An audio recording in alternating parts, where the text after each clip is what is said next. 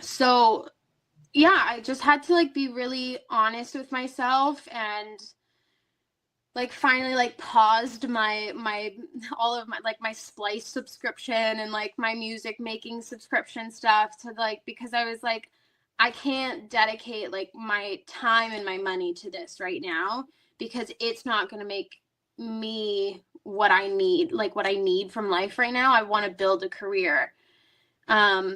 And he jokingly said at that point, he was like, I can bet you within like 3 months of you just focusing on acting solely, you're going to book something huge. And I can't tell you what it is, but I did. So. Excellent.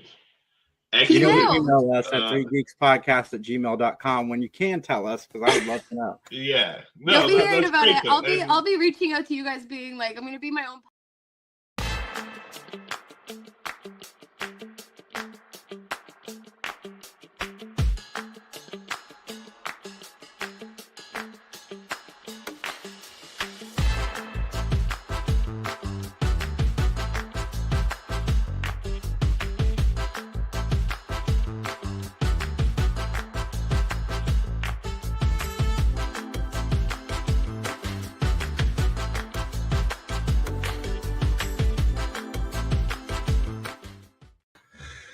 What's going on, everybody?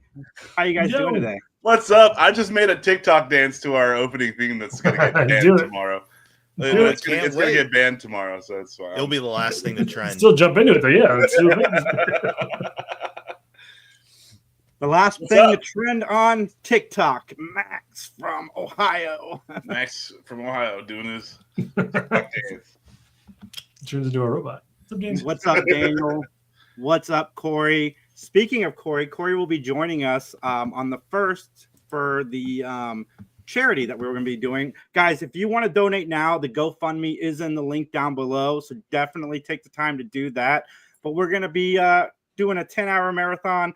Everything we raise goes to help people that have been hurt because of the LA wildfires, and we want to do our part. And if coming on here and talking for an hour helps and gets some money going to those people, I can't wait.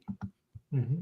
Yep. Yeah, that's a absolutely shit situation over there, and I'm sure any relief is greatly appreciated. So we're just going to try to help out in what we can. You know, we've got our buckets of water. We're ready to go.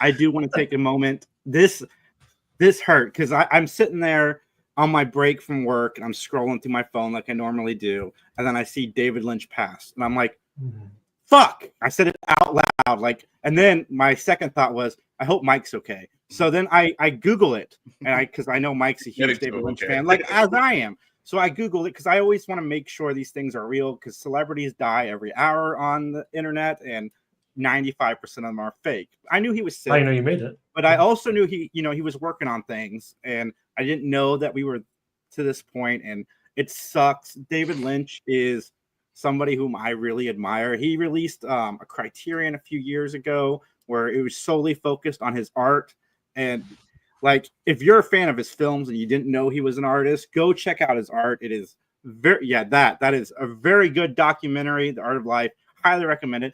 And I think David Lynch did something that I wish more people would do. He brought Twin Peaks back. He did the reboot thing that everybody's doing now, but he did it in such a different and unique way that I think this 18-hour television show movie, it's an 18-hour movie, let's be honest, is a masterpiece. And I wish more people had that kind of vision where they would take the risk and do something new with the material that we've already got.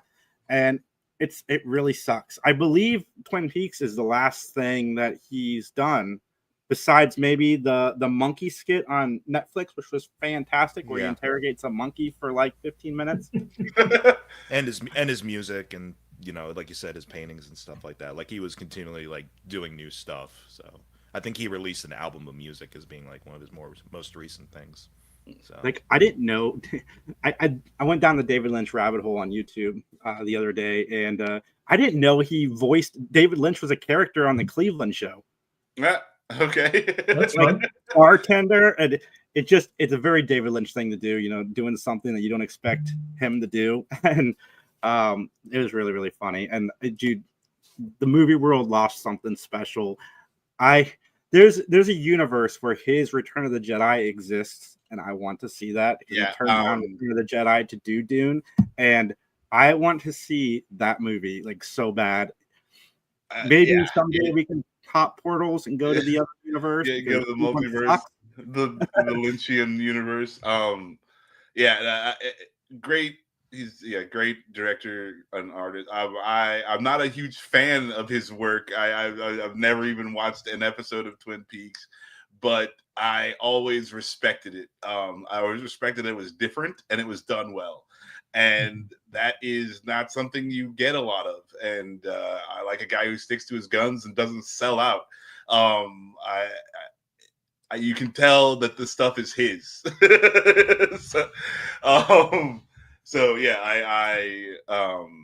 While I did not enjoy a lot of his art, I respected the hell out of it. And this sucks.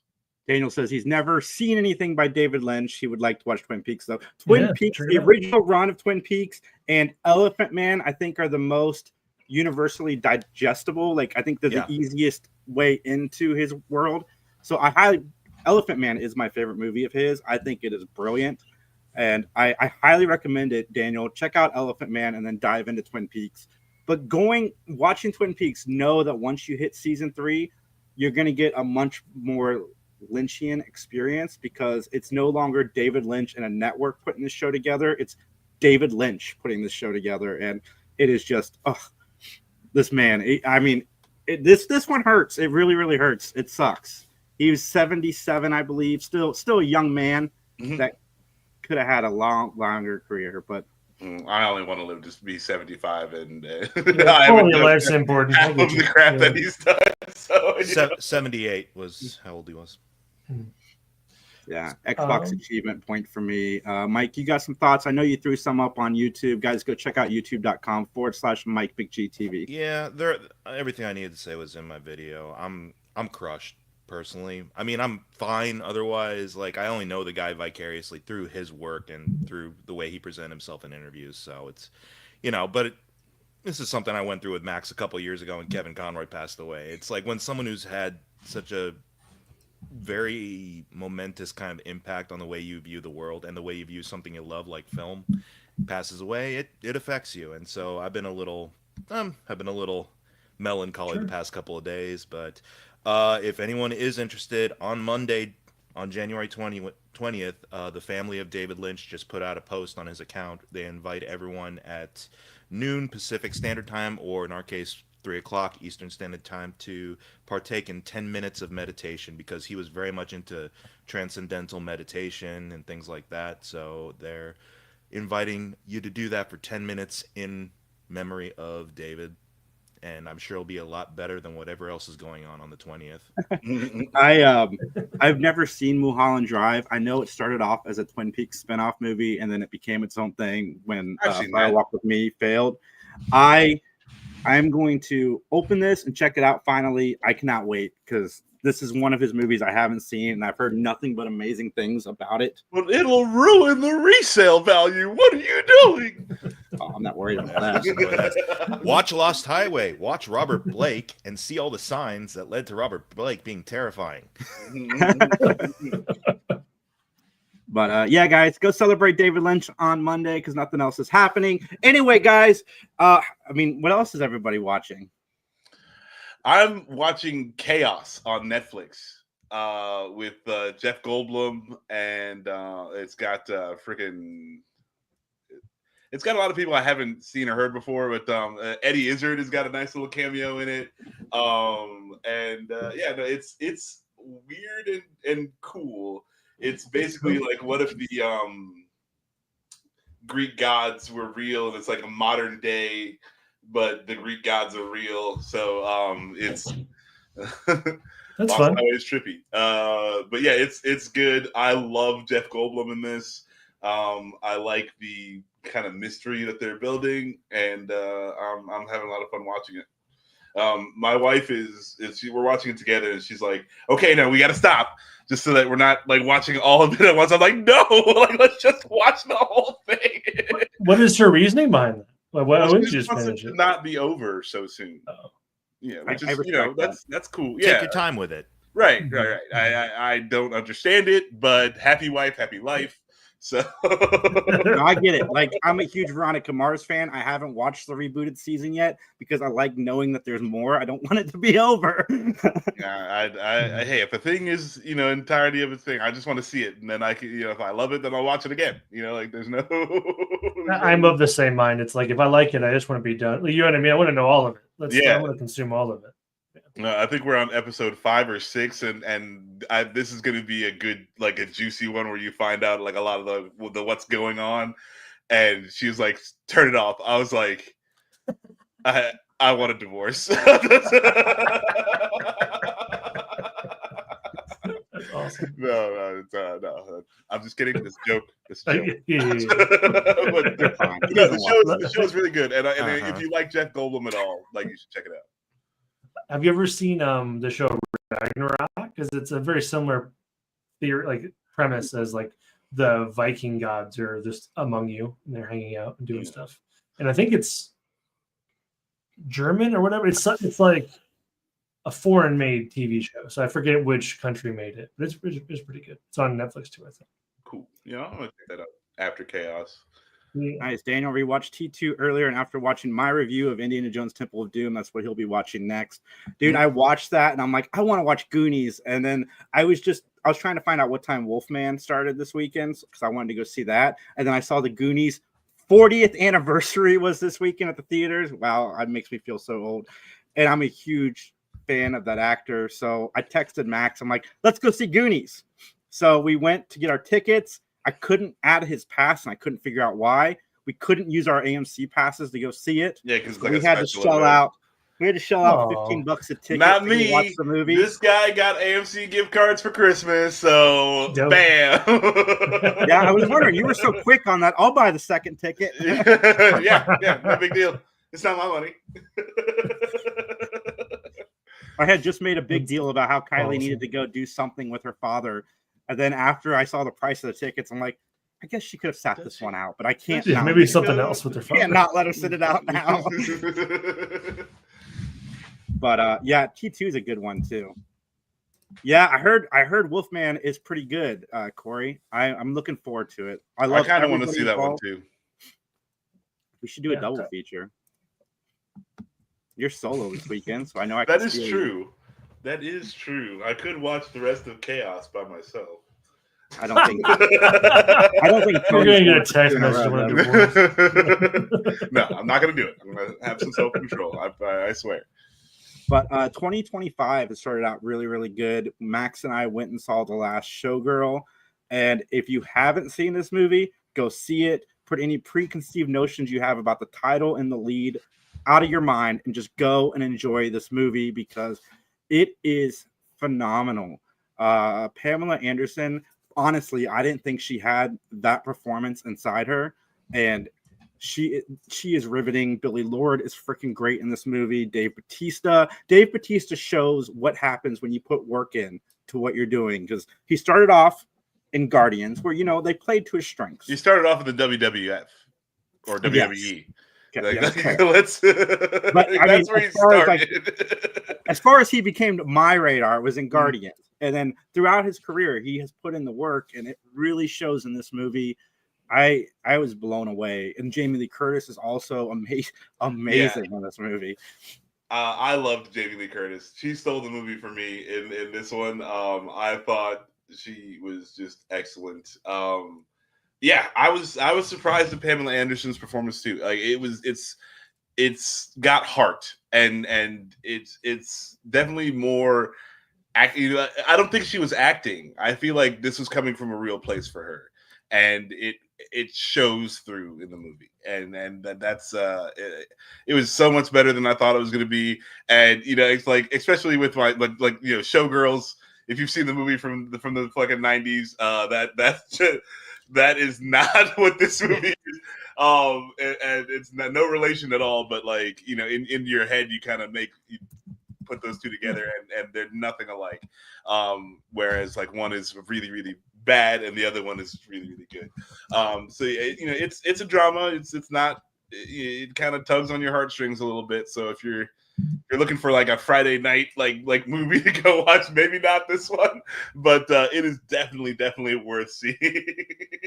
This is a minor spoiler alert, but it's one of my favorite scenes in the movie where she's dealing with the show that she has worked on for 40 plus years ending, and she's like, what am I going to do next? Like where is there for me to work? And she's having a conversation with Batista, who is like the sound guy, the light guy for her show. She's like, you get to keep working because your job is behind a control panel. Like nothing changes for you. Like you're going off to this next thing. They don't want me at this next thing. I've aged out of like anything I can do that's anything like this. And it's so powerful. And I highly recommend everybody go check it out. She is going to be nominated for all the awards, and I hope she wins. I haven't seen all the movies yet. I'm going to watch them all, but so far she is my front runner. She is so good. Yeah, I mean, she deserves something for this one, for sure. It is just a really good film. It's got that, it's got that things ending vibe, and it's just people who she's just been doing this for so long. You look at her relationships, you look at this and that, and what's going on, and you see okay, she it was a showgirl, it's a Vegas show that she's doing, but she devoted her life to it. Mm-hmm. And you get a lot of that. It's really really good. I was definitely surprised in how good it was. What do we? We're that's that's 4.5 out of 5. Is that a Coppola who's directing it? Gia Coppola? I think so. Right? Yeah. So, out of 5, I'm gonna give it like a 3-ish to 4. It's not something like, again, it's a drama. It's not like it's not like high entertainment, like it's not like action and stuff going on. So I don't know that I would ever need to watch this movie again. But that shouldn't take anything away from anyone watching it the first time. Like it's really really good. Well, Mike, tell us about the wonderful movie you watched this week that I woke up to. This is one before Mike left his review. I saw it on the Golden Globes, and I don't know anything about it other than the clips I saw. I knew that Selena Gomez, whom I really, really like, is in it. I know Zoe Saldana, whom I really, really like, is in it. And that's all I really knew about this project. So, Mike, tell us how much you loved it. Well, before I get to that one, I did watch a movie that I did like. Like, I watched a bunch of stuff to try and take my mind off of David Lynch passing. So I watched Vengeance Most Foul, the new Wallace and Gromit that's on Netflix. Oh, that's fun. It's the return of Feathers McGraw, the jewel thief penguin. Yes. Who's my favorite probably one of my favorite villains of all time.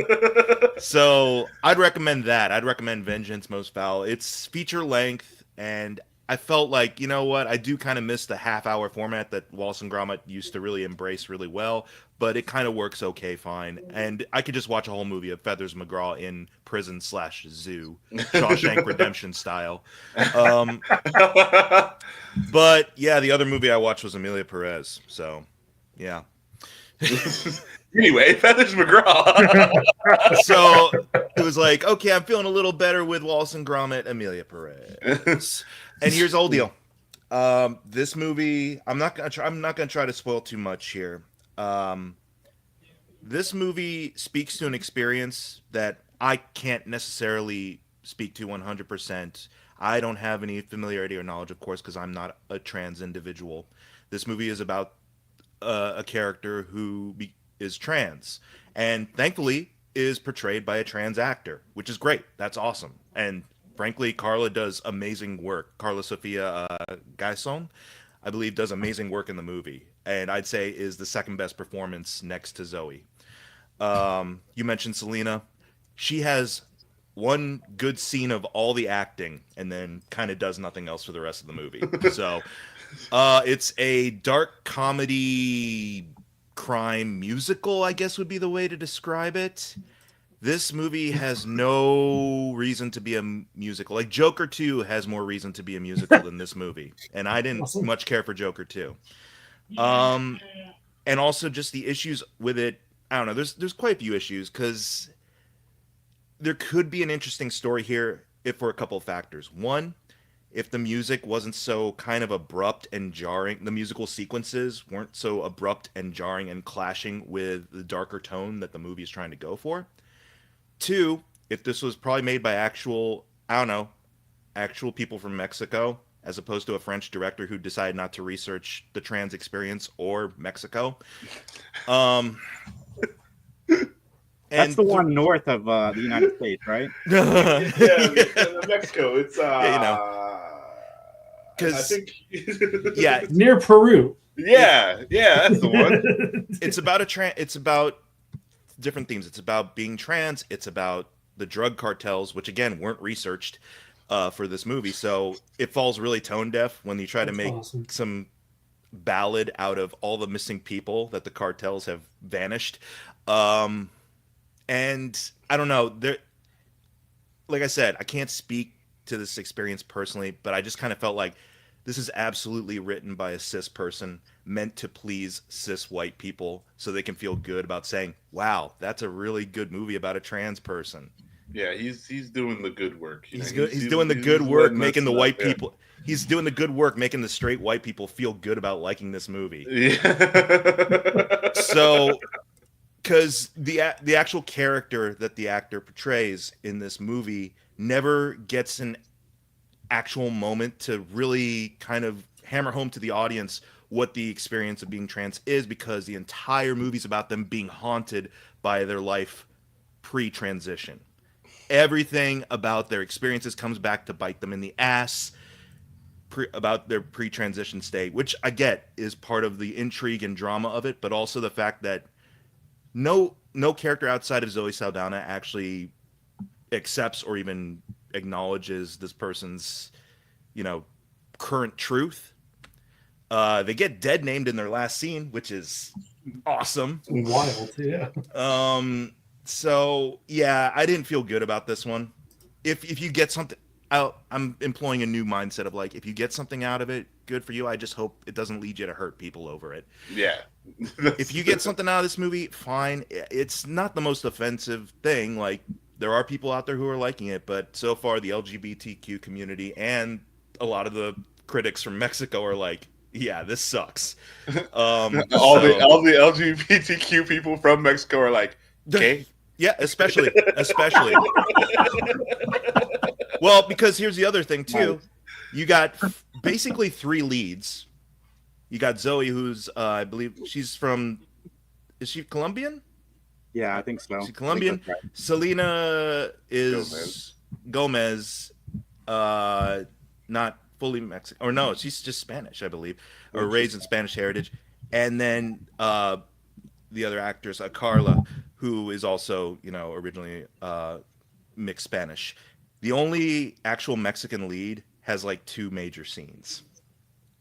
So that also feels bad. So Zoe Saldana is actually American, but I'm sure she's born in America. Heritage, Dominican heritage. There we go.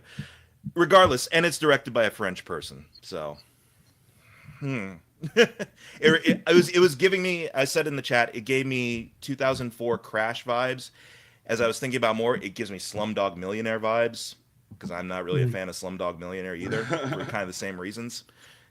It's just that weird kind of like, we're gonna portray the exoticism of this culture and this way of living and romanticize it, and so that way when we do terrible things to the characters, you feel really, really sad, you white people out there who will be like, oh, I feel really sad, I must have empathy.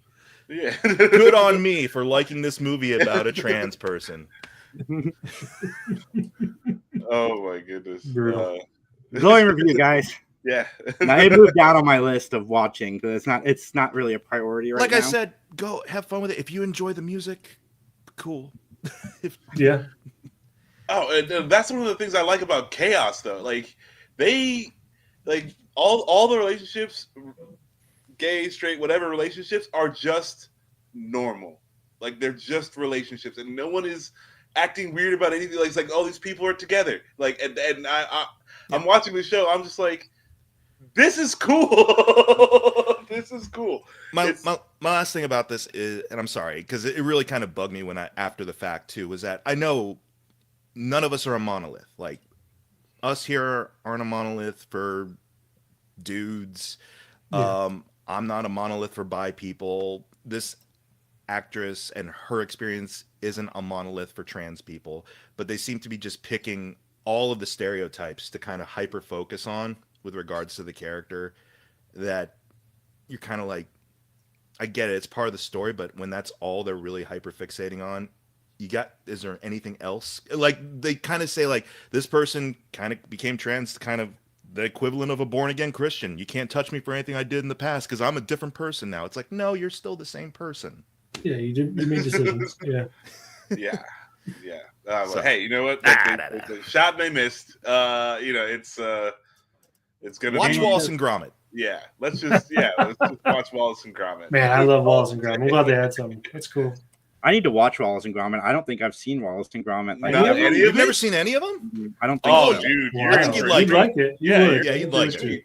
They're fun. They're just fun. Mm-hmm. Well, guys, we're going to do something we haven't done in a while. I'm going to let you get to Maniac Minute Max in a few. But we got a trailer we're going to talk about. We're going to look at, because we haven't done that in a while. Because this I'm excited about. I'm very excited about this show. And so, yeah, here we go. Oh, yeah. Thank you for the time. Well, I will admit, it's not entirely unpleasant seeing you again. I'm so glad that they decided to make it a A lot of time has continuation. passed. Yeah, But- same. You've come up in the world. I could say the same about you. The mayor serves his city. Season 2 already starts filming like I can next see you're month. not entirely Nice. I thought they split the Can season you blame me? because they had like Oh. Shake the feeling. 18 episodes coming in the out? system. I think so. Why did you Okay. stop being a vigilante? I know they filmed like 5 episodes and then Fine. entirely scrapped those 5 episodes to make it a continuation as opposed to a reboot. It's hard to come to terms with a violent nature. Which kudos to Marvel for doing that, because not a lot of people would waste that much money on It has over us. filming something and then just, well, HBO or Max. They've got money. They've got money to burn. I see. And if they get it right, they'll get it back in spades. Yeah. I can't wait. I'm like not even listening to anything you guys said. I'm so wrapped up in this trailer. I'm trying to talk over it so we don't get Yeah, flagged. oh no, Yeah. absolutely. I'm glad you guys are doing the work because I'm like, Max is right. yes. Am I putting that? Dude, this is next month. Like, I didn't know this was coming out Yeah, next I didn't month. realize this was coming so soon. Yeah, I'm glad the Punisher's back too. Grace. I'm jazzed about that. That's Yeah, and I came to the White Tiger. realization when I saw White Tiger. Bullseye, somebody shared a photo of Bullseye, that I haven't seen season 3 yet. So I'm excited. I got another season of Daredevil that I can watch now that I haven't seen. That's fun. I believe, unfortunately, the actor who played White Tiger passed away recently too. Oh, did he? Yeah, I think so. I believe he had cancer. Dang, that sucks. Yeah. Oh, March. This I mean, looks dope. March. I'm Super dope. so down. Let's go. Yes, I'm down for this. I mean it's not entirely unpleasant to see you again. Yes, hooked. Let's go. I just love me some Vinny. Vinny D'Onofrio. Yep. I And you know- rewatched Men in Black a couple days ago, and I was like, Nice. love this guy. Sugar. Eat Water. Water. It's funny. I'm about to watch Men in Black International because I've never seen it. I picked it up on sale like over the summer for like $1 on 4K. And what I've been doing lately is I'll just go to my shelf and I'll pick 10 random movies without even looking, and then I'll put them on my my shelf over there, and then I'll have Kylie pick one of the 10 and just throw it in the DVD player. She That's leaves. fun. That's cool. So I watched what movie did I watch recently that I know Mike's probably seen? Prince of Darkness. You've mentioned this in the chat. I have not seen it. I've heard of it. I haven't seen it though. I didn't know that this was part of a trilogy with Mouth of Madness and The Thing. Like it's Oh, really? a thematic Oh, really? trilogy. Okay. And I didn't love Prince of Darkness, but I didn't hate it either. It's got some really cool, interesting ideas that Mhm. you don't really see a whole lot, and some things that you do see now that you can tell kind of pulled from this, and it's got Donald Pleasance in it, and I love Donald Pleasance. That's cool. But what's your Maniac Minute, Max? All right, Maniac Minute. My Happy Marriage season 2 has dropped on Netflix. That's my go-to date anime. So I'm enjoying that. Season 2 is holding up to the quality of season 1, which is awesome. Solo Leveling season 2 has been going on for a while now. Solo Leveling season 2 just started. There's that's I think they're on episode 3 or 4 now. Okay. So if you saw the Solo Leveling movie, you've seen everything that's aired so far. They're about to start the actual new stuff, which is awesome. That show is so cool. The action is so well done. The story again is kind of mid. It's not anything you haven't seen before, but it's just very, very well done. So yeah, I'm loving Solo Leveling season 2. Sakamoto Days dropped. This is one of the few anime that I own and have read the manga on. So it's and unfortunately I'm a little disappointed. I don't know if it's the style, like, because the look that they're going for is like it's a manga that moves. I want to say, it's colored and everything, but it's just coming off as kind of cheap. I hope that they were trying to do a thing and it's not actually just cheap, because the show, this manga and the show deserves better treatment than that. But the style that they were going for, if that's what happened, is not really hitting, and they do need to just put a little more into it. I think to get that effect where it doesn't just look cheap. But regardless, it's still worth watching. I just feel like it could have been done a little bit better. But there's only been like 2 episodes released so far, and I've only seen the first one. So here's hoping that gets better. But yeah, Sakamoto Days is it's John. What if John Wick married the girl and got fat and opened a grocery store? That's fun. Yeah, so it's a lot of fun. It gets really crazy and zany, and I really, really love the manga. So I'm really hoping that the anime holds up. And Shangri-La Frontier season 2 is going. This has been going on for a little bit now, but it is still good. This is another one where it's an action anime. The story, we're following a guy playing a video game, so it's like it's not really a whole lot in the story where you're surprised at things, but so very well done, and the action is just awesome. So I recommend that if you are not watching, or if you kind of let it slip by as it was going on. You can definitely check out any of those. It's totally worth it. Awesome, man. I want to check out that marriage one. I know we've talked about it before, but I got to remember to turn it on Netflix. Yeah, My Happy Marriage on Netflix. It's solid. I'm based on Peter's recommendation. I'm watching Nobody Wants This, and I'm really enjoying that show. And as soon as I'm done with that, I'm going to watch the new Cameron Diaz, Jamie Foxx movie tonight to review. Back in Action? Is that what that's called? I think so. Okay. I was kind of piggybacking off of the animation side of things. Any of you seen any of the Secret Level episodes by any chance? I love them. You've seen all of them? All of them. The Death by Robots or whatever, guys. Yeah. Yes, I watched a couple of those. I haven't seen all of them, but I've watched a few of them. I've watched 3 from the ones I know. Like I've seen the D&D one, the Pac-Man one, and the Mega Man one. And I was like, that Pac-Man one hit me kind of hard. That was I was not expecting that, so I was like, I saw the D&D one. I didn't know 1 or 2 of them. But I would watch the New World one because it's always fun to have Arnold in it, because Arnold is a voice actor. That's the one. I watched that one. Yeah, and Pac-Man, that was my favorite. I was expecting the D&D one to be my favorite, but Pac-Man wasn't my favorite. Pac-Man kind of messed me up for a while. I was like, yeah. I think. Did Pac-Man did you like the Emoji Movie? Did Mike? No, but good. Yeah, I think I'm going to do episodic reviews to that, since each one is its own video game. I can't. They're only like 20 minutes long at most. They're quick. That's so much fun. yeah, like that anime, like I don't know if it's one single studio that does all of those or how it works, but the Love, Death, and Robots guys are good. I am a huge fan of, especially the captain one. I don't know if you've watched all both the seasons of Love. I think Death, I've seen all of them, but there's one where it's like a dude on a ship and there's like mutiny and all this stuff and a giant crab monster. It's so dope. It is the best one. All right, Wild Robot. That's good. I really enjoyed that one. That's on Peacock, I think. I need to check it out too. But the extra level or whatever is so solid fun from what I've seen. Yeah. Max or anybody, has anyone watched Dan to Dan? I've been watching Dan to Dan for 2 or 3 episodes. Very fun. Dan to Dan, the first season is done, I believe. I think it was 12 episodes. That is so good. It is. It is a little. So fun.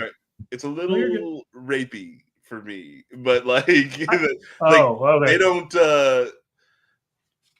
It's weird because it's like they don't show anything, like nothing bad happens, nothing like that happens to anyone, but that's like an ever going threat, and it's just like it was. I've only seen 2 episodes, and the one ghost was very crotch oriented, which I thought was weird. Yeah, but I was like, whatever. Like, yeah. What I enjoy is they're not gender specific. Is it as crotch oriented as the ghost from Ghostbusters with Dan Aykroyd in that one scene? Yes. Okay. Yes. Okay. Just asking. Yeah. It meets or exceeds that level of crotch orientation. It literally, it was talking about biting stuff off. It was like, it was the 30 minutes of a ghost. Oh, so it is the ghost from Ghostbusters then. Yeah, I think her first line is, "I'll let you suckle my teats if I can have your dong," or something like that. That's and like she's about stealing it, not even like. Yeah. You sure this isn't something off of The Hub?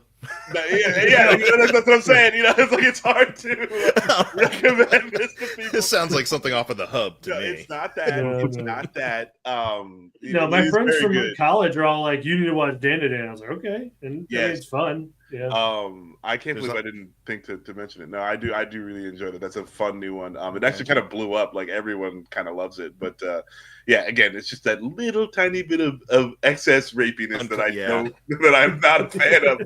But other than that, like the style is super cool. The main characters wear different clothes. Like go figure that. So like they actually are like flexible with the model. And so I was like, oh, okay, like that's different. Cool.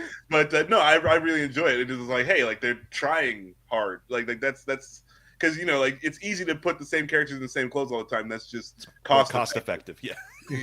So that they would take the time to do that, I'm a huge fan of. Nice. Well, everybody, we are going to do our top 5 most anticipated things coming out this year. And I'm going to kick it off with my number 5. And I'm probably the only person in the world that has this in even their top 50. And I'm going to play the trailer because I bet nobody knows what I'm talking about. And I cannot wait to see this movie when it comes out. I think on Valentine's Day. But anyway, here we go.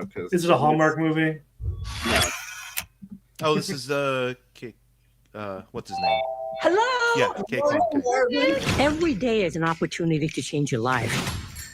Oh, he's so good. Yes. Woke up one day as a This top is my selling number realtor. 5. I You cannot won the wait. Regional Realtor of the Year award. Congratulations. Got Sean Astin in it. The Goonies reunion. That's a sweet little reunion. Sure. You know what's funny is the guy who played Chunk is his lawyer, his entertainment lawyer. He's the one who helped him write up the contract for Everything, Everywhere, All at Once. All right. Nice. We've been looking for you. Marvin Gaye. Marshawn Lynch. Yes. I love Marshawn Lynch. Yes. Who are you? You know, it's a blast. He brought us in to find you. I'm not gonna lie. After you let This has been the trailer that's been the skip ad money? thing for me on videos, and I've skipped it. But now that I've actually seen the full thing, or almost the full thing, yeah, I'm kind of into it now. This looks so good. this is on my list as well, but now I have to pivot.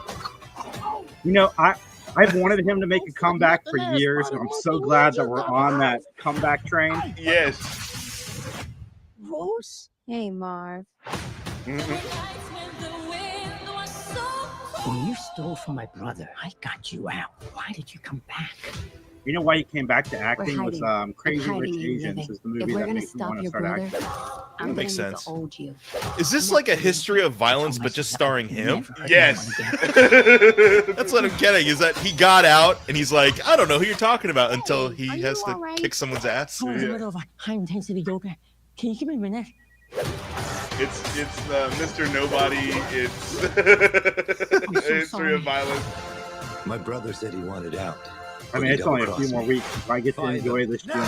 Swiss cheese, they shit. I think this is a family night to the movies All for this us. up like Max. this. Yeah, for sure. I'm 100% down. Marshawn's in this a lot. I remember, Yeah. unless they're showing all of the Marshawn. All the right now. Marshawn, yeah. You got it. It's about damn time. Is that Yeah, a I guy didn't dressed think- up like Reptile back there? That'd be dope. Yeah, I knew just saying love hurts wouldn't do it Love justice. I've seen that other guy before. I've seen his brother, I guess. So that is my number 5, and one of the reasons I was glad to watch Temple of Doom. I'm glad to go check out Goonies this week. I was super excited to see him and Everything Everywhere All at Once. Like this. Keep doing it, dude. Keep doing it. For sure. I you know, I loved him as a kid actor, and I'm glad that he grew up and is doing this. It looks dope. I'm 100% down. Like if this gives him a little bit more versatility, like, well, I mean, he proved he was versatile in Everything Everywhere All at Once, but like, Right. he's still playing. I don't know, like he's definitely still got that aw shucks kind of thing. But like, Yeah. he gets to show off a little bit more of the what he was in the other universe. He's like, sometimes I just think about doing laundry and taxes with you, like that part. Like if he just portrays more of that kind of persona, I'd be like, yeah. Well, he's showing people that he can also be an action lead because he can do the moves and stuff. Which is He's like trained, isn't he?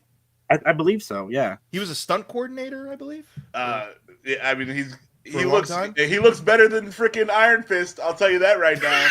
What a low bar that is. Oh Dude, my god. Again, I loved him in Loki season 2. Like, give us more Key, everybody. Like, we want more of this actor in Hollywood. Like, let's make it happen. Marshawn Lynch, man. Has anyone else watched Murderville by any chance? Not yet. It's on my list because I've heard nothing but amazing things. Marshawn Lynch's episode on that is one of the funniest fucking things I've ever watched. What is Murderville about? What's it about? I mean, yes, it's that from show. it's from a BBC show. You know, it's one of the American okay. import. But what's his name? Will Arnett. Will Arnett plays like a detective, a homicide detective, but it's all improvised. So like you'll bring in Conan O'Brien as the first episode. You bring in Conan O'Brien as his like partner to solve a murder. And it's basically like dinner theater where the guest just plays themselves, but they have to improvise everything with Will Arnett. Yeah, and then they got to try to like solve the mystery. They have to solve who did. Yeah. And Yeah, Marshawn, that's fun. I love Conan's. All the episodes are solid. Like they have Annie Murphy from Schitt's Creek. They have Sharon Stone. They have Ken Jeong and a couple of other people. But like Marshawn Lynch's episode cracks me the fuck up every time I watch it because he's just vibing with it. Like he is fully. He's like, I want to be silly as hell in this, and I will be. Yeah. I've only seen the Conan and the Marshawn episodes, but yeah, that show was all right. It's pretty fun. Yeah, it's scripted except for the guest, right? Like everybody else is scripted, but the guest is improv. Yeah, they're like little segue. Like there is a whole mystery setup, and they do have scenes without the guest in it, and that leads into introducing the guest usually. Oh, Kumail Nanjiani's also in it. Yeah. So Nice. I want to see it. I can't wait to watch it. It's been recommended so many times over. Mike, what do you got at number 5? Here's the whole thing. I was looking through like the release dates of stuff for 2025, and there's not really a lot I was looking forward to. So I'll put that on my list now. Now that I've seen the full trailer, Love Hurts is on my list now. You got me, and I only got a couple of weeks to see it. So, because like I said before, when I was watching YouTube videos earlier in the week, like this is the one I'm like, okay, skip ad, cool. He's working solidly now, awesome. But then now that I've seen the full trailer, I'm like, okay, I'm in. History of violence with a comedy slant to it. Yeah, it's Mr. Nobody is the like what it really reminds me of. But you know, I'm 100% down for Love Hurts. All right, Justin, what do you got at number 5? Mine, similarly, I read online that it could go either way, so folks can correct me if I'm wrong. But I think the House of Dragons is going to be late 2025, if not 2026. That's why I put it 5. If I knew for sure it'd come out in 25, it'd be much higher. But there's a chance it comes out in late this year. Yeah. I mean, or Zaslav's just like tax write-off. Yeah.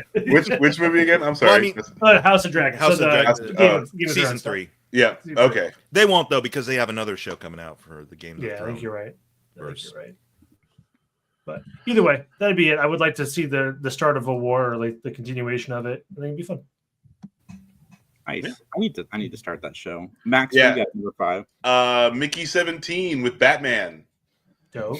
Looks all right. I have renewed faith in Pattinson, and I'm a fan. So I'm excited to see this one.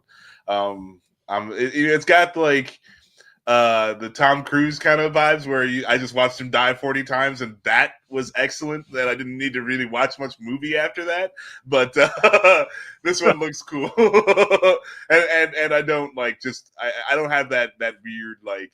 Oh, I really kind of just want to watch Robert Pattinson die 40 times in a row. It looks humorous. It looks humorous though. So it's humorous and it has something to say about it. Like, I think the whole thing about it was funny to watch Tom Cruise die over and over again, but I think we were meant to take that sincerely. That was the thing. I mean, there's a humor element to it, but then after a while, you're kind of like, oh, this is like the serious, dramatic heft of the movie. Okay. But hey, I'm the guy who stops the Grinch after he wins. Like after he gets all the stuff, I cut the movie off. That's the end of the movie. So after Tom Cruise like dies for the last time, like that's when you just stop watching. I really like that movie. Tomorrow. It was definitely a surprise for me, right? I thought it'd be just another like just movie. It was really entertaining. Yeah, it was fine. Emily Blunt actually stole the show for me in that. I agree. Like once they started focusing on her a lot more, I'm like, I want to know more about her experiences because I get the gist of his experience. He's gonna have his stereotypical "I'm falling in love with her over time" type of thing. I'm like, what was she like when she was going through this prior to him? Right. I'm surprised they didn't try to make that movie. They've been talking about. I'm glad they didn't. Something or other with it. I'd watch an Emily Blunt prequel. Yeah, but no prequel, man. Like, ugh. Like you kind of know what's gonna happen, right? So, whatever. Yeah, no. That's prequel has no stakes. Prequels have no stakes. I'm sorry. You know that the lead lives. but the thing is with that one though, it's a prequel and you know where it ends up, but the entertaining thing would be like, oh my gosh, what were her scenarios of getting killed over and over again? Mm-hmm. Sure, but I mean, so I know there's an end game. I don't want to see her get murdered 40 times. Max was like, Tom Cruise is why I watched that. Yeah, right. But I mean, but the thing is, I'm genuinely curious what kind of character, because the whole thing is that like these people start off very differently from the way they end. Like he's like this sniveling, military dude who's never actually seen battle, and by the end he's a hardened warrior. Like, who is she before she became? What was her name in the movie? Like, the bitch or what? Like, I think that was literally her name. Yeah. Something Queen bitch or something. Like, so fearsome. No, yeah, she was like, the timid secretary or something like that. But I mean, I like Emily Blunt. I'll watch an action movie with her. I just don't need a prequel for Live, Die, Repeat. Just put. I guess it's not about Emily Blunt so much. Just put Emily Blunt in a lot of good stuff. Yeah. My number 4 is a movie that hopefully Scott and I are going to actually find time to get in the same room with each other and go see Karate Kid Legends. And I can't wait. I'm curious how Jackie Chan fits into this little Miyagi world, but I'm in for it. It looks like they're shifting tone a little bit, getting them a little bit more serious than Cobra Kai was. But I'm in on it. I can't wait. I love Ralph Macchio. The guy ages down. He's kind of like Paul Rudd in a sense. He's like 64 years old. He looks like he's in his 30s, 20s maybe. Is this bridging? Like, I know Cobra Kai still got episodes to go, right? Yeah, this takes place 5 years after the end of Cobra Kai. Oh, okay. So they still got story to tell. Because I've seen spoilers for what's happened to Cobra Kai up until now. Because some people on my feed were like, "Yo, episode 10 was crazy," and so I saw episode 10, and I'm like, "Wow, they do that in this show? Okay, Yeah, went for it." I should see this show again beyond the first episode now." Yeah, it's a show that definitely knows what it is. But I'm curious. Jason, you got Mike in on a bit, huh? I'm not going to watch the show, Jason. I'm not going to watch it. You can try as hard as you want. Whatever. Whatever. Okay, it brought Scott and I together. You know how much Scott and I butt heads on everything? That's why I don't believe you. That's why I don't believe you. Now you got Mike doing it. Now you got Mike doing it. No, I'm not. No. I mean, I still need to watch it. I haven't committed. I'll put it in my watch list, and it'll never get seen. Like a lot of stuff. I feel you. It's hard to go back, but I hope William Zabka has some kind of an appearance on this, because William Zabka is 95% of the reason why Cobra Kai is as big as it is these days. It's Ralph Macchio is good in the series, but it's not because of Ralph Macchio that everybody's watching the show. So I hope he's in here at some way or another. But yeah, I can't wait. Again, curious how the Jaden Smith world works, but we'll see. Yeah, okay. Well, what I do like is, though, in the trailer, they are doing kung fu, and they say they are doing kung fu. Yeah. And the kid there's karate being done, and there's kung fu being done, and they are acknowledging that they are two separate forms of martial arts. Two branches of a tree, Max. They're two branches of a tree. Whatever. They say kung fu in the movie. They're doing better than the other Karate Kid. And this is the kid's first role, right? Yeah. Yeah, I think so. I haven't heard of him in anything else. I think I don't know much, but like he's actually like a black belt in real life. So. I mean, I assume so. So if he's doing the actual stunts, he's looking better than Iron Fist. I'll tell you that right now. They all are. That's so good. All right, Mike, what's your number 4? What the hell, Mickey 17 now? Yeah, You just gonna pick Max reminded me of it. Yeah, from what I'm reading up, because Bong Joon-ho is directed it, and I love Parasite. I love Snowpiercer. Hell yeah, let's bring it on. I'm all for it. It's got Steven Yeun in it. It's got Mark Ruffalo, Tony Collette. Oh my god, yeah. I saw the trailer like ages ago, and I thought for some reason it was like a quiet release like in 2024, but I guess no, it's not yet. Not even out yet. So I'm looking forward to that now, because yeah, I do remember really liking the trailer for being kind of unique. So yeah, Mickey 17. What the hell?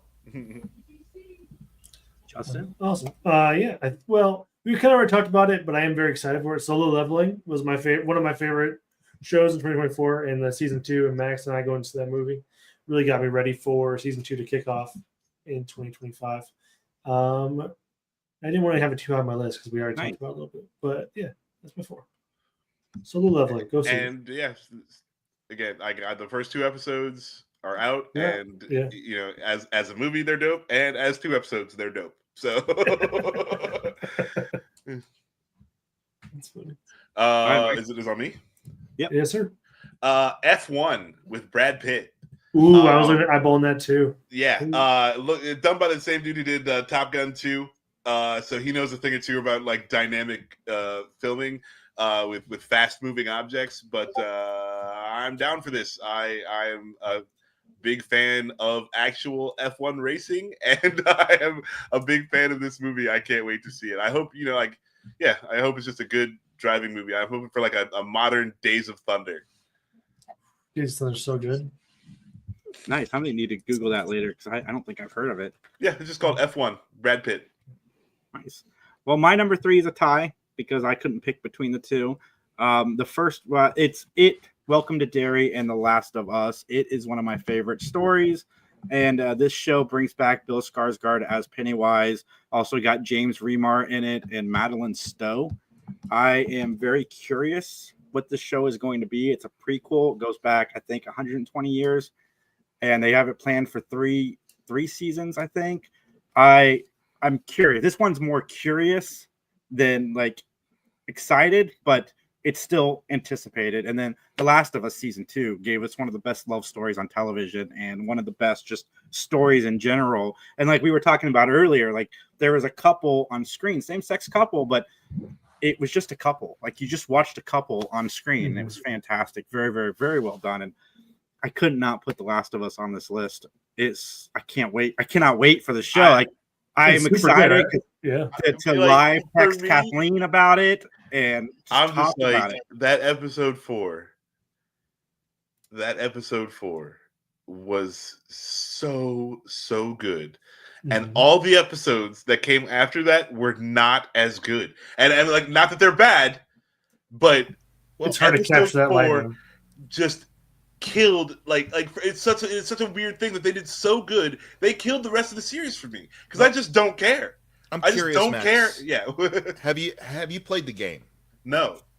Okay, so it wasn't because after that, I feel like the rest of the first season, because I have finally seen the rest of the first season, it feels like it very much does follow the structure of the first game, and so there's really, if you played it, there's really not that many surprises for you. Perhaps, sure, certainly a lot more like in-depth explorations of characters, but like that episode was actually like they took a little side thing that was in the background of the game originally and fleshed it out and made it like really like in-depth. Is it just because nothing really achieved that level of in-depthness? Nothing. Okay, these two characters who I had spent no time with, who we did not know who they were or what the fuck was going on. They invented two characters, and in 43 minutes made you fall in love with these characters and break your heart. Mm-hmm. And then what do you do after that? Like I was like, these guys are gone, and they're the only guys I care about anymore. And that's like, it ruined the whole show for me. Like it was so good, it makes the rest of the show bad, even though the show is very good. I don't want to like make it sound like I'm saying the show is bad, but like episode 4 was so good, and yeah, like I don't even care anymore about the last. Like I don't even care. Nothing will top that moment. No, I still liked the rest of the season very, very, very much. I did too. I don't want to make it sound like I'm poo-pooing it. It's very, very good, but not as good as episode 4. Okay, I'm sorry. No. I just don't want to. Episode 4 and episode 4 is a standalone. Like it is very much just a standalone episode in the middle of this story that takes place in this universe. And like Mike said, it's from what I've heard. I haven't played the game. I don't know anything about the game, but I guess it's a very small part. And the fact that Caitlin Dever is joining the cast of season 2, this woman, outside of her show with Tim Allen, the stuff she has done on television has been phenomenal. I don't know if anybody's seen the show Unbelievable, where she plays a rape victim, but since she's so timid and scared, the police think she's lying, so she retracts because she doesn't want to deal with it. And it is really good, and she's a really good actress. Like I can't say enough good things about her. Booksmart's a great movie, and the fact that she's in this show now too, I'm stoked. I cannot wait to check this out. Catherine O'Hara too is going to be dope. I mean, I'm gonna need to hear like episode 1 is on par with episode 4 to even care. Get back into it. Yeah. I cannot say enough good things about. They should have released episode 4 as something else. As like they could have taken that thing to like Cannes as a short film or something. Like it's just so good. They should have not had that in the season or had it at the very fucking end. Would be all right to indulge me with a little bit more about Amelia Perez here, because here's what that episode does really well. Like you already mentioned, Jason. Like I think they just display them as people in that moment and who they are. It's like certainly, being gay is part of their world at that time, but it's not made like the all-encompassing thing. They're just a couple, and there's certainly trauma that's going on in that episode, but it's trauma not related to their orientation, not related to them, being in a relationship. It's trauma related to the fact that the world around them just sucks in general. And it's about how these two people deal with it. That would have made Amelia Perez a lot more interesting. It's speaking to the experience of a trans person in the moment, being their truthful self and not having the quote unquote trauma of their life pre-transition kind of holding dominion over who they are as a person. Like, no, That's it's just this. That's one of the things I liked one about the Saved by the Bell reboot with Josie Tota, who played one of the characters on the show. She was just a character on the show. Like, there was no focus on if she was trans. I mean, they did throw a few things in there about her transition, but it was very subtle and in the background. But for the most part, she was just a character on a show. Same thing with like Laverne Cox and a bunch of stuff. She's just a character in the movie. Yeah. Like, there's no that. It's something that's happening more now, where because it used to be big, where it was a big deal to be this, it was a big deal to be that, and all of the shows like Will and Grace and so forth. We're slowly starting to see that transition where we're realizing, it's just people just doing what they do, and it's fine. Yeah. And The Last of Us did it the best so far that I've seen. And to not perpetually make those people look like victims of their circumstances because of that. Like, Which is yes. Like, another reason I'm excited about Caitlin Dever joining the show, because she plays the girlfriend to the lead. And I've already seen how well they handle love stories. And I can't wait season 2. Like, we get another love story essentially. So I'm pretty stoked. And then Welcome to Derry. I'm going to watch it. I can't wait unless Max cancels it, which is possible. Max, why would you do that? I was about to say, Max, what's up? He hates clowns. That's why I hate clowns. I hate scary movies. I hate clowns because of this scary movie. So I am glad that they brought Bill Skarsgård back, because there was talks of them recasting. I'm glad they didn't recast, because he does a good Pennywise. He's not Tim Curry, but he's still really, really but good. who is Yeah, who is like that's a hard billing. That's a big shoes. All right, Mike, who's your number 3? Honestly, I'm gonna do a tie as well. It's gonna be between Mission Impossible, whatever they're calling it now, the part 2 of that Dead Reckoning thing, Final or Reckoning. 28 years. Yeah, Final Reckoning. Thank you. And 28 years later, because I love 28 days later. Yeah. I haven't seen a lot of 28 weeks. I've seen like about 50% of the movie, but it's not as good as 28 days, in my opinion. Not by a long shot. But what I've been hearing about 28 years has got me interested. I'm interested to see this one too. It's been a long time since we've had a 28 movie. So I am definitely more interested in that one than Jason's It movie or the other thing that you mentioned. But I think it could be good too. It's got Aaron Taylor Green in it, right? Is that who the Johnson? Aaron Taylor Johnson, is it the Craven? Yes, Craven. Yeah, Aaron Taylor Johnson. Why did I say Green? I like that guy a lot. I loved him in Kick-Ass.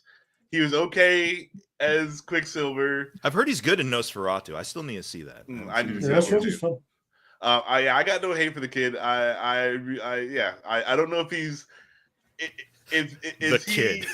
He's like 5 years younger than us. That guy. I'm an old man now. Like I'm over 40. I'm so ancient that I can call everyone that kid. But 85-year-old man, that kid. But I got my eye on this one too. I agree. I think this deserves to be on the list. And I just want to see whatever stunt Tom Cruise does in this. I mean, I know he's alive, but I want to see the stunt that looks like it will kill him. Yeah, he strapped himself to the side of one of Elon Musk's rockets in this one. Oh no! Hope it wasn't the most recent one. Could you imagine? He challenged himself. He's trying out that cyber coffin. Yeah, I'm late to the Mission Impossible whole ride, but I especially liked Dead Reckoning. I think it was the last one, and Tim would commend you on being late to the party on that, because Mm-hmm. Tim ain't a fan of them. Final Reckoning, I cannot wait to check out. I'm actually new to Tom Cruise in general. I've been a fan of everything of his I've seen lately. That one podcast that I always talk about, they just did Eyes Wide Shut, and just hearing like the behind the scenes stuff and how like Scientology sent somebody to be on set to babysit Tom Cruise while he was filming that movie. And then Coppola's daughter left the production because she decided to become a Scientologist, and they made her cut ties with her father. That's Like crazy. it is wild, and it had nothing It's to do with wild. Tom Cruise. There's no connection between her joining and Tom Cruise being in Scientology. There's some connection. I was like, They come were on. in that movie together, and then she went the to be a most prominent- Scientologist. She most prominent member of that organization outside of the actual CEO. Well, of she it. was Yeah. she was doing the soundtrack. There's no like they can't find any ties. Like that he was the one that pulled her over. Like Right. somebody else like recruited her. But, They're believe me, we're not going to turn into a true crime podcast all of a sudden. But, like, yeah, it's funny you mentioned Eyes Wide Shut. I'm glad you observed that too, because yeah, that is like the turning point. Because Nicole Kidman wasn't too hot on everything, and that's when she was like, "I'm out," because they want her to disassociate from her dad, who's a psychiatrist, and that whole organization is not cool on psychiatry in general and things and medicine in general or whatever. So yeah, that movie is like a significant like flip point where it was like she's out, Tom Cruise more in than ever. you know what's wild about that is so like 2 years later, Tom Cruise fires his PR person who was his PR person since he began, and that's when Crazy Crew started to come out because he no longer had this person saying, "Don't say that, don't say that."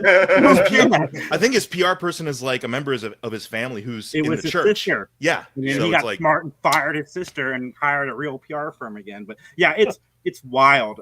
Anyway, we don't need to talk about Eyes Wide Shut. I do need to watch the movie. I've never seen it. we're gonna get letters now. I'm just saying that's how it goes. If they catch wind of this, like they'll start calling you at like 12 a.m. in the morning, being like, "What's up?" What is up, Three man? Geeks Like it's J, 12 reach o'clock. Are out you to okay? Like, do you need me to call somebody for you? Justin, what's your three? My three. I think that's where we're at. Yeah, we are 3. It was gonna be the zombie movie that Mike just mentioned, but that's okay. I'll do Paddington 3. I like all the Paddingtons. I have enjoyed all the Paddingtons, and I'm on the excited fence to- about it because Sally Hawkins isn't in it Oh, that's important. as the mom. Yeah. But I yeah, loved the first two. I really love the first two. So yeah, I need to see them. I've not seen them yet. I want to see You'll them. like Look them. Like, charming as hell. they are like I don't know Rotten Tomatoes aren't like the most well respected reviews anymore, but like those both two are like 98%, like both sides of the house in terms of reviewers and watchers of like casual watchers. So I would encourage you to watch them. Paddington 2 especially, just because they go all out on that. Yeah, they're sweet. But well, speaking of, like, I'm trying to remember because it's been a while since I've seen the first one. Like, Nicole Kidman plays a villain. She's the villain of the first movie. So yeah, it's like watch them, Jay. They're good fun. You'll like them. You'll have a charming time. I just watched Sonic 2. I had not seen that yet. Because Sonic 3 is going to be sponsoring us very, very soon. It's super exciting. All right, Max, what's your number 3? Could I do the ad read for that one? Because I do a great Sonic voice. Yeah. Novocaine. Novocaine is my number 3. It is starring Jack Quaid and Amber Mid Thunder. That's her really name. Oh, That's a dope name. You're right. I was like, okay. Oh, is that what's her name from Prey? Yes. Yeah. Yeah. I heard about this. It's got Jacob Batalon. Ned from Spider-Man. Ned from Spider-Man for sure. Ray Nicholson and it's this is the same sort of John Wickian kind of like hyper action movie. It doesn't look like it has a lot going on as far as plot, but like the guy can't feel pain. Yeah, that's like a superpower. Yeah, but it's like he's still hurting himself. He just can't feel it. So there's just a lot of fun things that they do with that. And it looks like a lot of fun, and I'm sure it'll be just like an excellent popcorn movie, and I'm down. Everyone looks like they're good and looks a little funny, so I'm here for it. Nice. My number 2 is Wicked Part 2. I'm not going to go into Wicked. Mike, what's your number 2? I talked about Wicked exhaustively, everybody. Well, my number 2 is honestly, a lot of these are actually the ones coming out pretty soon, just because I don't know. Most of the tentpoles, aside from one, which will be my number 1, have me genuinely interested. So, Wolfman, which is out now, so I need to go see it, just because I like Lee Winnell. I like that director who did Upgrade, who did the most recent Invisible Man. I really like those movies, and this looks to be at least from what I've seen from promotional stuff, a pretty solid, hopefully solid, knock on wood, suspense thriller type of thing. Horror suspense thriller. And I just love the Wolfman overall. Wolfman is probably my favorite Universal monster. Dracula coming up second, just because Dracula can get really, I don't know, very romantic and be like, everyone wants to do Dracula. No one wants to do the Wolfman. I need to see a Wolfman movie. I just watched my first Dracula movie recently, but I need to watch Bram Stoker, right? It was Bram Stoker, yeah. Coppola's, yeah. I want to see Wolfman 2. I love the lead actress in that movie. And Blumhouse, they're just redoing the monster movies now because they've done Invisible Man, they did Wolfman, and I think they got Frankenstein coming next. And if everything I've heard about those two movies are any indication, then Frankenstein's also going to be awesome. Yes, Blumhouse Monster Universe, let's go. Yeah, I'm down. I hate to bring it back to Tom Cruise, but it's way better than whatever they were going to do with that Dark Universe shit. Yeah, I agree. Yeah, no, like they're doing it right. They're just making solid, make good horror movies. And then we get the Van Helsing team up. The universe will come if you do it right. Crazy action movie. We're not guaranteed that we're going to get that here. That's what I want. That's what I would like to see happen.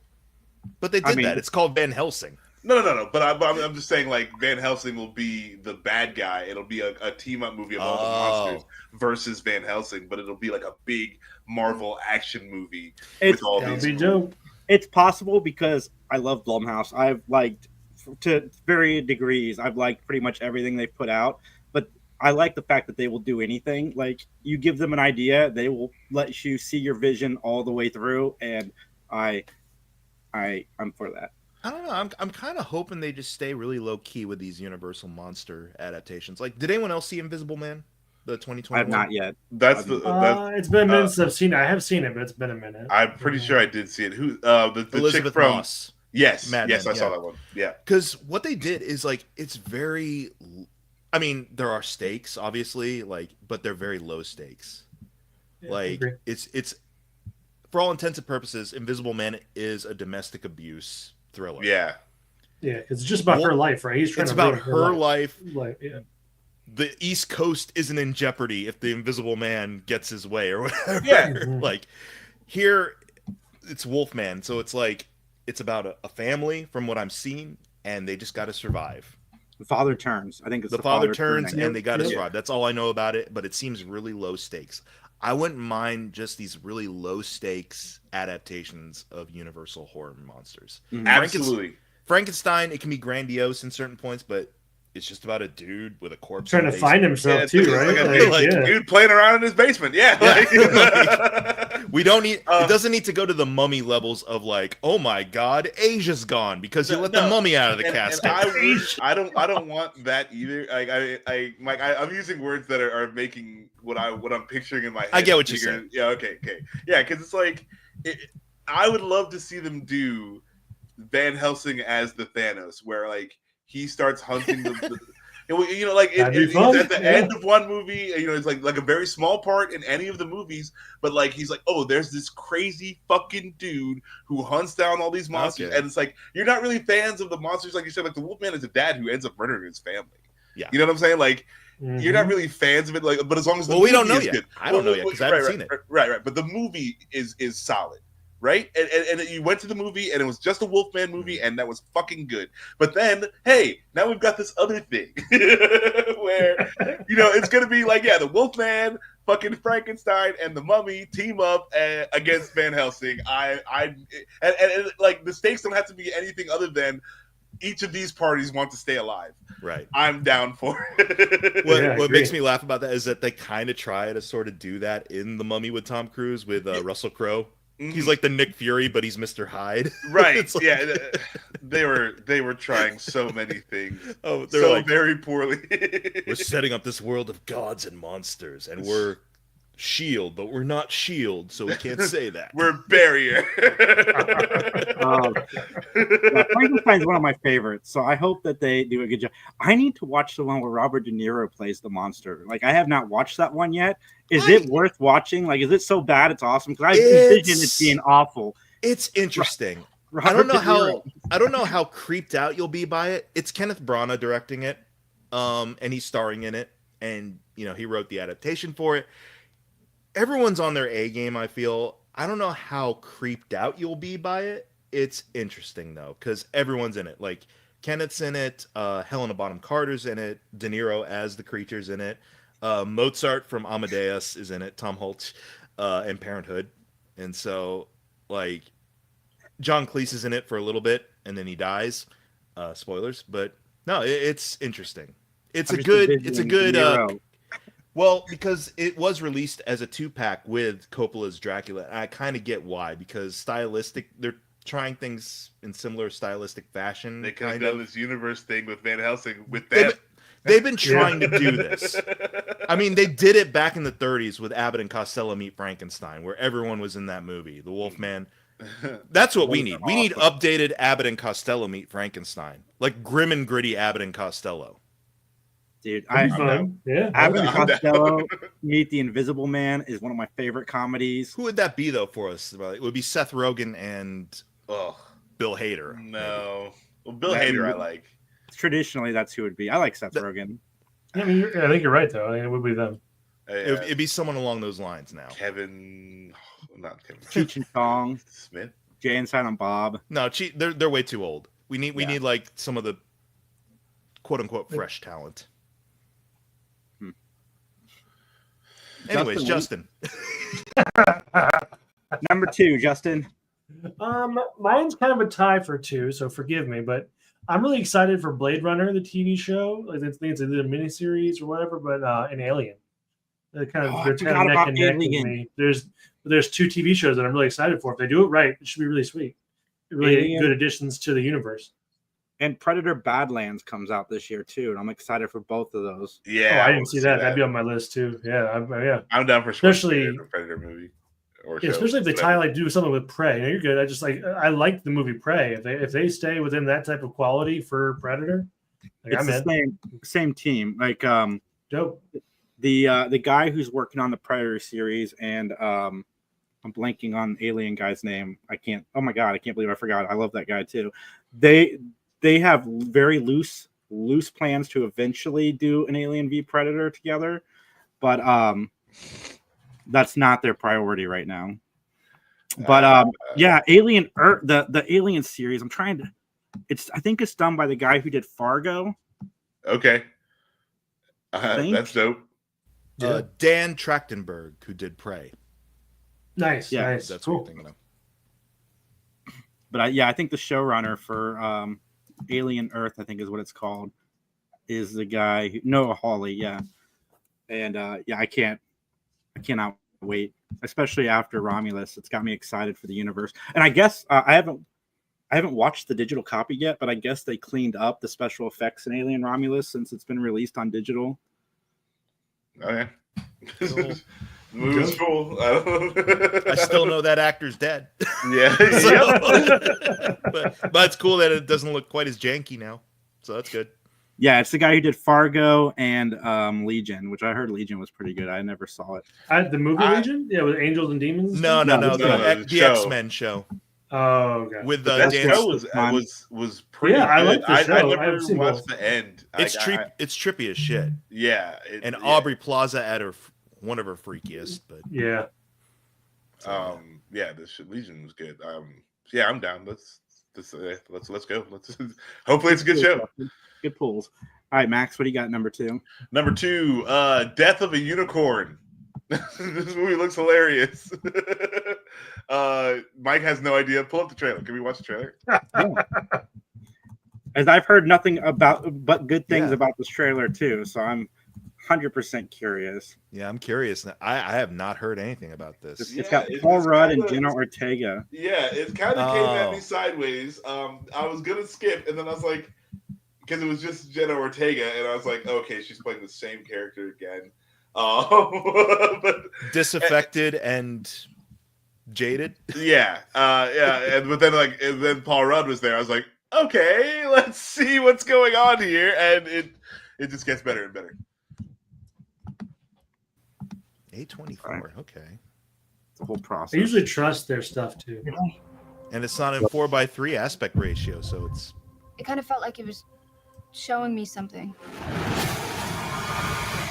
I get this feeling I don't think we're supposed to be here. I like Paul Rudd's choices lately. You see, like he's doing random shit.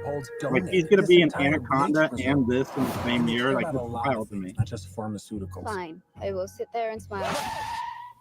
And then I like Jenna Ortega, obviously. Sorry. What happened? You walked from the airport or what? It's perfect timing. What is he, like 70 in this movie? It's fine. Is there something? He still looks 25. Jesus. What a species in this area. I think he looks younger than he did when he was in Friends. Paul Rudd. That's what I'm saying. I kind of hate him now. Yeah, Like, he might be a vampire. he's just, you know, like what I like is that he's only taking sips out of the Fountain of Youth. He's not like drink, like, you know. So it's like, oh, he took another sip. He just looks just a little bit younger. They're trying to old him up by patting his hair down. It's not working. No. Okay, so there's a dead unicorn. Look at this cat. Cancer? That's the biggest one. This is kind of it. Yeah, okay. This looks fun. Yeah, it looks fun. That guy's come a long way from We're the Millers. We need to give the little one back. Okay, bad things will happen. And then it turns into this. This is giving me Is it a werewolf? It's giving me Krampus vibes. Yes. Yeah. It's very Krampusy. Like it seems like a lot of these characters have like some. They seem unlikable with some deep-seated kind of thing behind them, and then this mythical creature comes to fuck them up.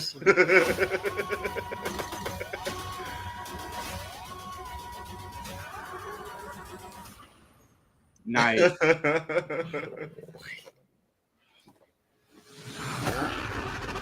Oh, it's fun. Oh, it's the Venom horse. Kill Bigfoot on the way home, huh? Yeah. Okay. That seems fun. Looks interesting. Pretty dope. Looks interesting. Yeah.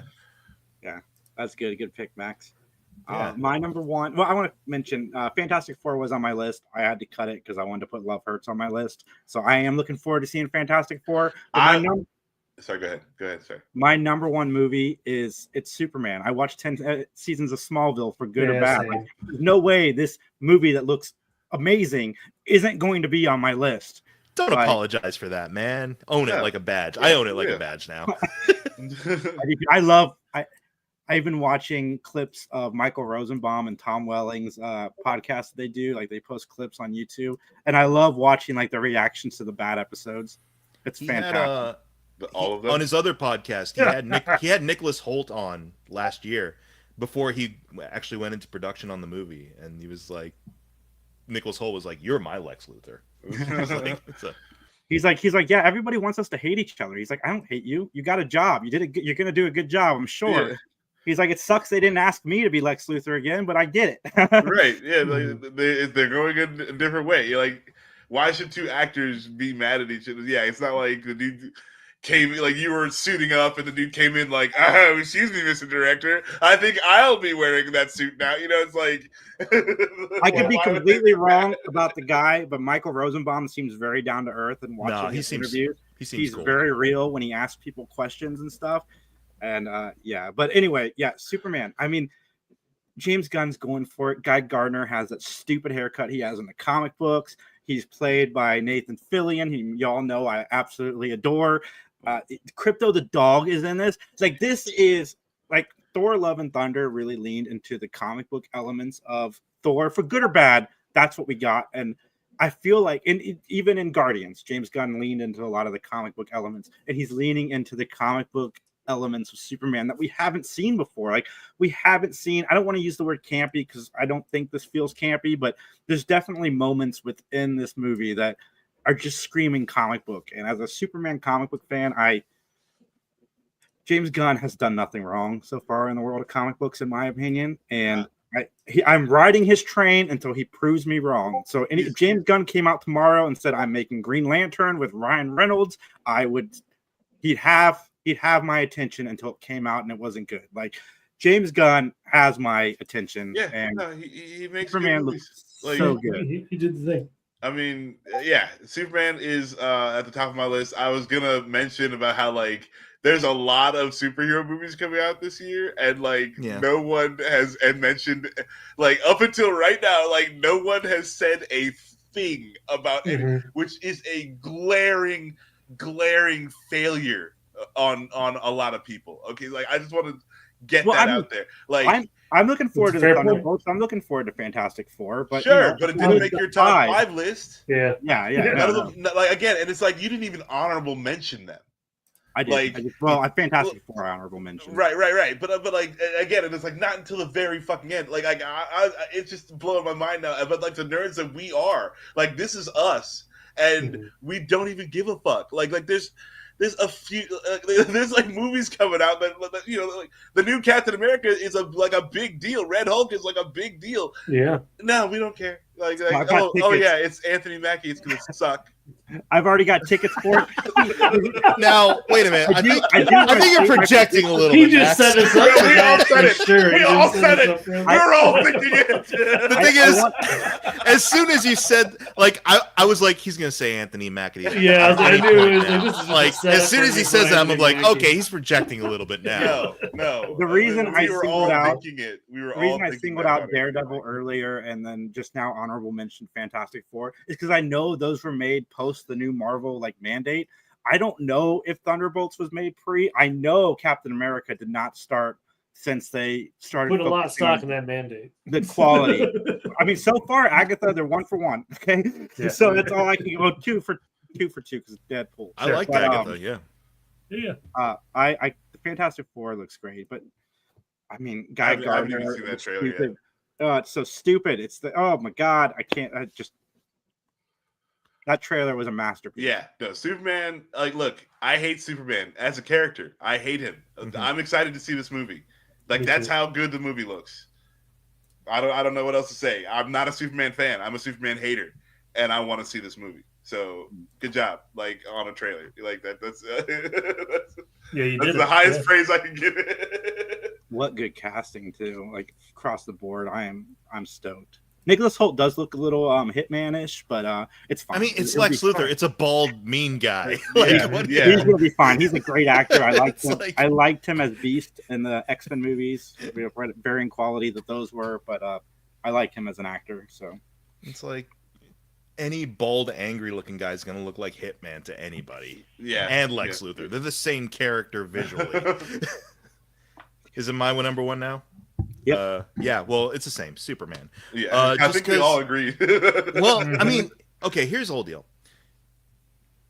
Without getting into details about it, guys, this year is shaping up to be the long stretch of a shit show.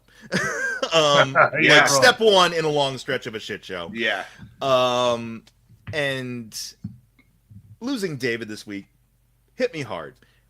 You know, one of the things I went to immediately after hearing the news was I listened to the trailer music of Superman. I listened to that guitar John Williams riff. And that made me feel better a little bit. Yeah, Jason, this trailer was really well put together. It made me feel something towards this character again. I'm not going to say I'm overjoyed or impassioned as much.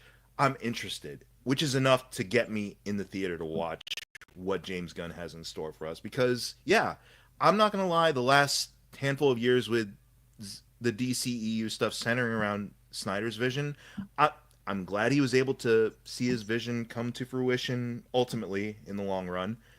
It's not my taste. It's not my thing. Sorry, Snyder fanboys. I'm glad you all have it, but it's not my thing. Right. This new take feels more like my thing.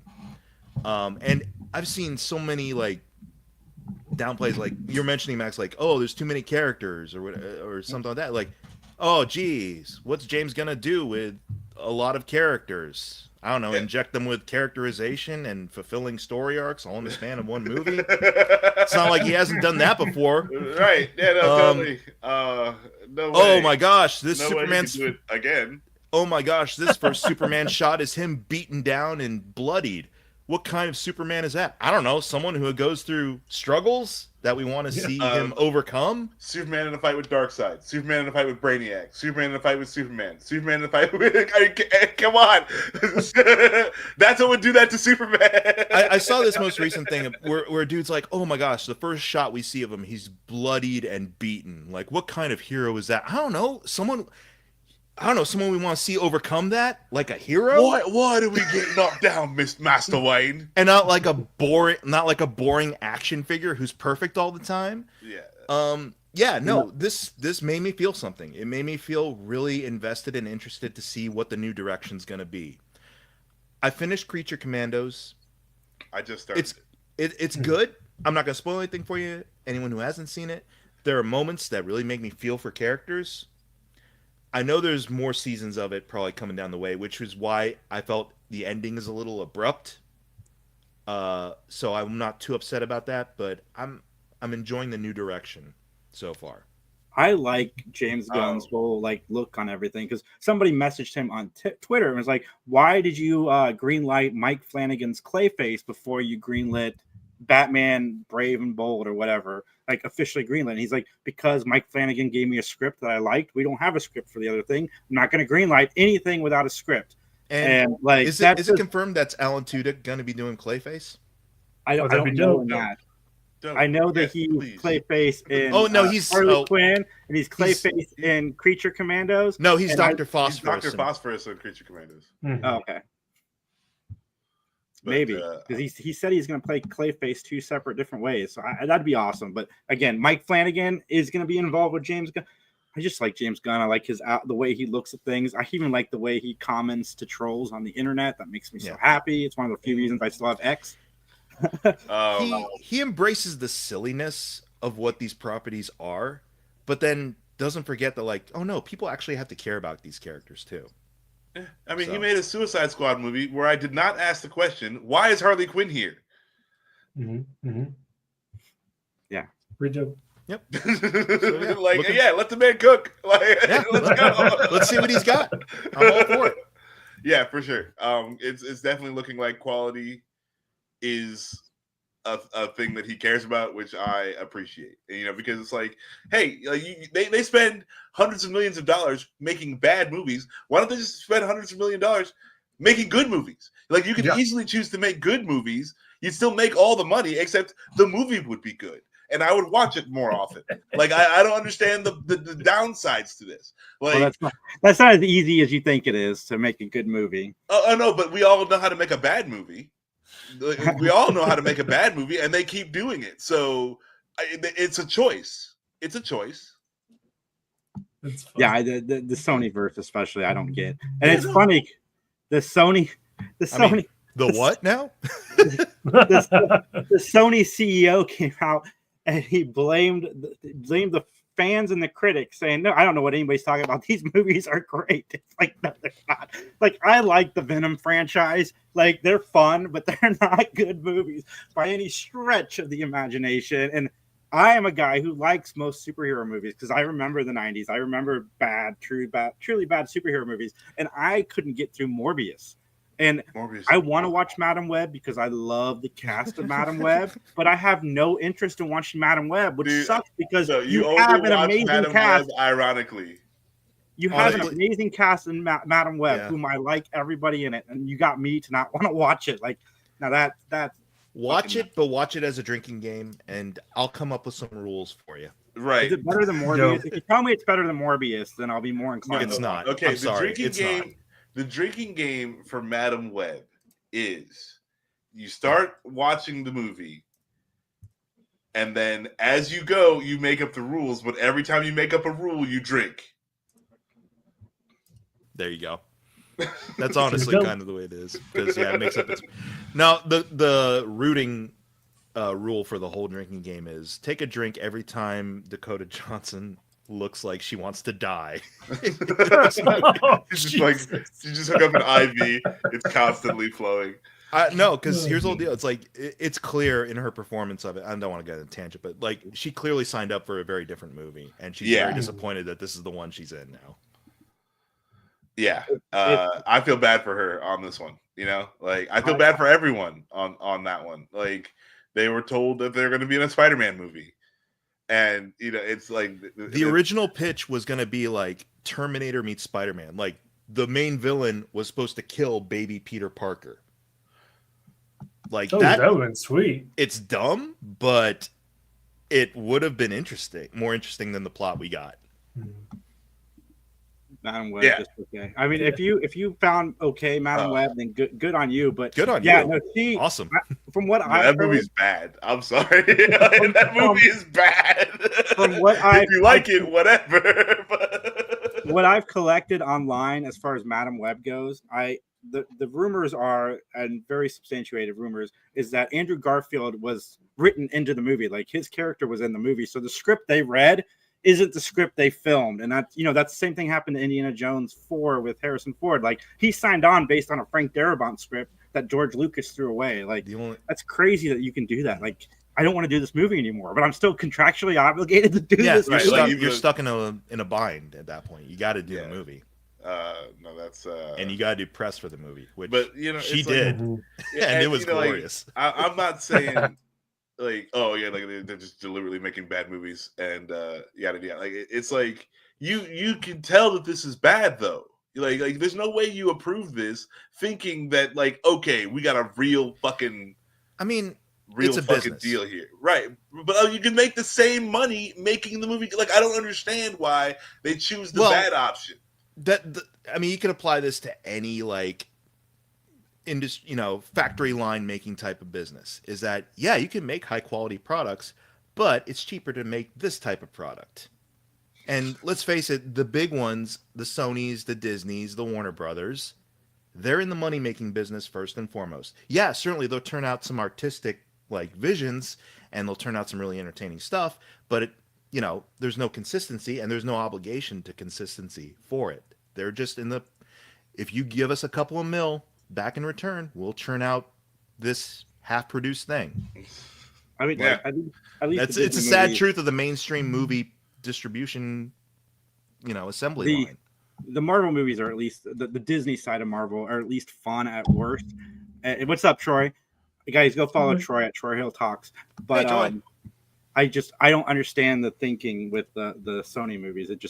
It baffles me that any of that got put out. Like, I mean, they're making all these Spider-Man movies without Spider-Man, which makes all these characters not good because the main point of them is gone, and then you're also just choosing to make a not good movie. Well, don't worry, they're not doing it anymore because it's not cost effective anymore. Yeah, Craven proved like they're not turning a profit on these, so they stopped doing them. Yeah, but like, why did you try? Like this doesn't. You know what I'm saying? Like the Craven without Spider-Man is a whole different thing. Venom without Spider-Man is a whole different thing. But Venom turned a profit. Venom did well. Successful. Venom did do well, but Venom did well because of Tom Hardy and Venom's like interactions. It was I would have loved to see Tom Hardy as Venom in a Spider-Man movie. I mean, you still might. I agree. You still might. It's the multiverse now. Nothing matters. That's true too. That's true too. Anyways, Justin, number one.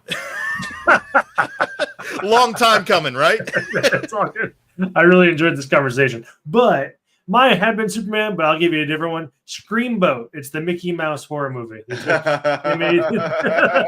Oh my God, that looks so awful. I'm curious about.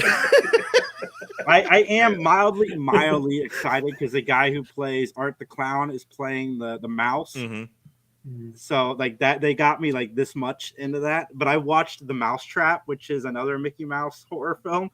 Mm-hmm. I mean, it's the guy's wearing a Mickey Mouse mask. It's not really Mickey Mouse, but that was awful. I mean, it was fine until the end. The end was just stupid. Fine in the sense of it's a cheap slasher movie, not fine as in it's great art. It's but yeah, it looks rough. Yeah, I'm not gonna watch that movie. It's really bad. But I appreciate the artistic flex that people are willing to make with Mickey Mouse. For sure. Now that that version's in the public domain. Yeah. have fun with it. For Go sure. all out. I'm not against any like of the movies being made, like the Winnie the Pooh ones and these Mickey Mouse ones, but like I just got no interest in actually watching them.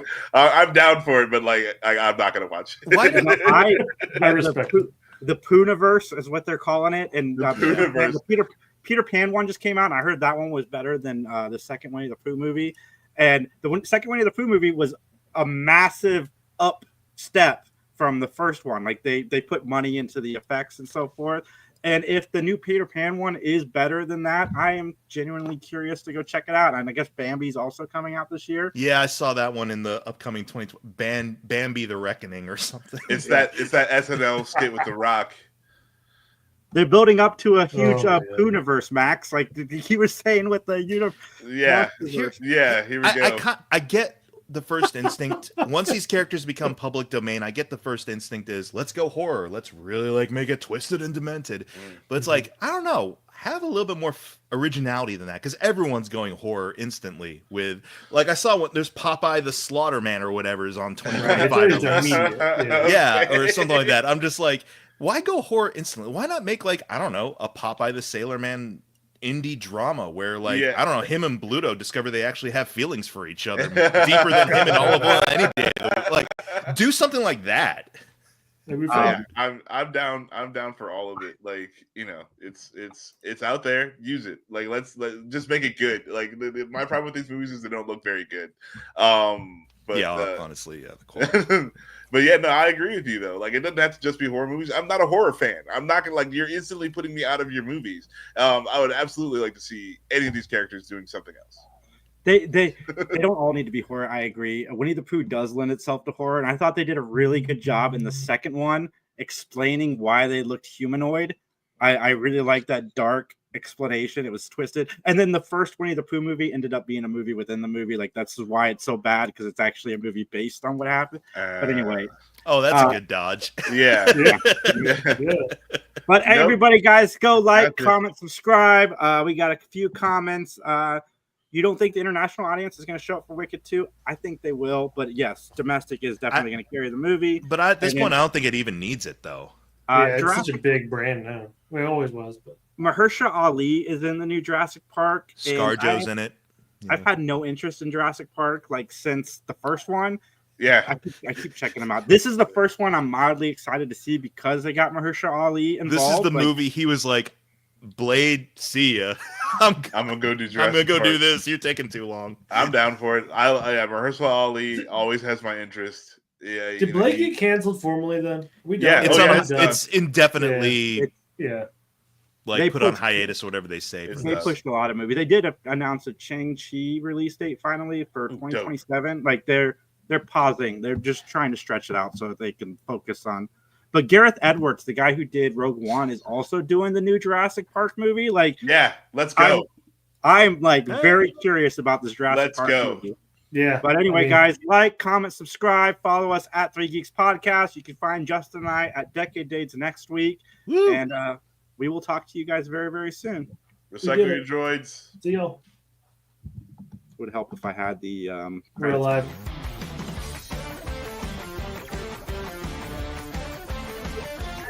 Yeah.